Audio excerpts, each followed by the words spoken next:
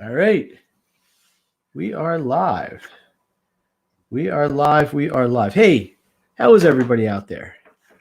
Happy almost 2020. Dr. Stephen Green here, the Success Doctor. I took a short hiatus from live streaming, partly because I was away at a conference and kind of vacation, and partly because it just got really busy. And I figure everybody's got enough going on this time of their lives. They don't necessarily need to be waiting around for me to come and tell you what I'm doing. But I do have some important information I do want to share with you. In fact, it is so important. I actually have notes. Yeah. Usually this is an extemporaneous activity. I have a theme, but usually it's a little bit ad lib. So here's the deal. I just recorded a podcast that is going to go live overnight tonight. It'll be episode number 30 of the Make the Grade podcast, which in itself is a really great achievement for me. Why? Because one of my goals for 2019 was to create and sustain a podcast. It's one thing to do it once, maybe twice, but my goal was to sustain it and make it an integral part of my communication with my audience, with the people who I'm trying to serve and provide information for, which is always about actionable items that people can do to maximize their education. Parents helping their children, students for themselves. Really any grade level, any academic ability, it's all there. So the podcast that just went live, or will go live probably by the time this is done, is about goal setting for 2020, as opposed to making resolutions. And I differentiate them for one important reason, because sometimes in academics, the goals, you don't have as much of a choice. Anybody can choose to try to lose weight or exercise, or in my case, set up a podcast. But with academics, sometimes the goals get set for you, right? So if you're a sophomore in high school, for example, or you're a parent with a child who's a sophomore in high school, you're kind of coming up to the kind of third lap out of four, as it were, of the college admissions piece. So sometimes the goals get set for you and you have to deal with getting to them. So let's talk about a couple specific things very quickly. Number one is realizing what your goals are. And sometimes it takes a little bit of thought, a little bit of self,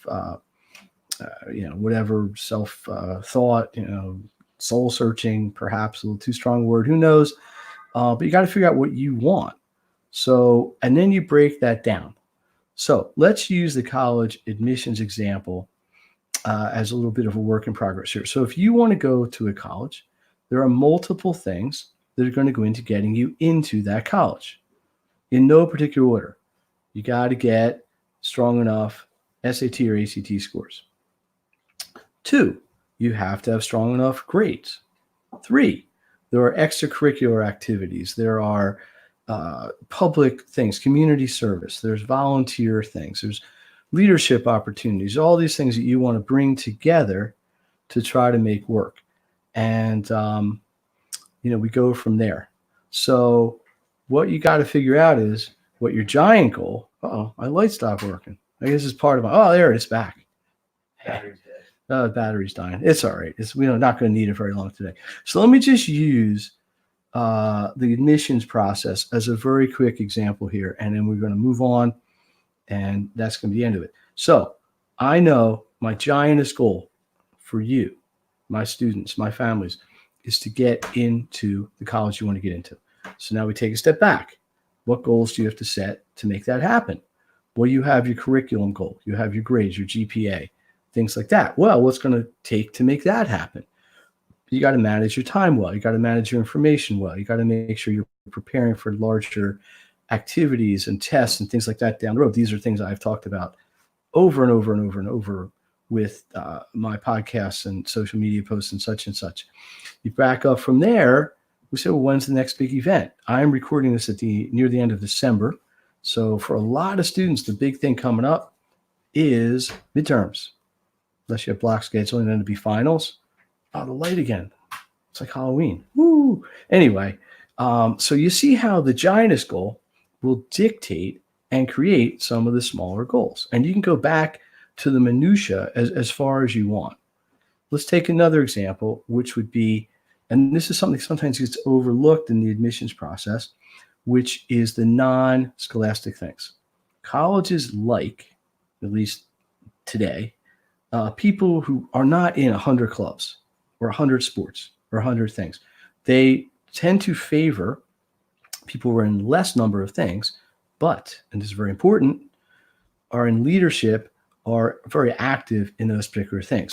So being the president of the Spanish club or whatever would be a stronger thing than being a member, rank and file of 7 groups at your school or in your community.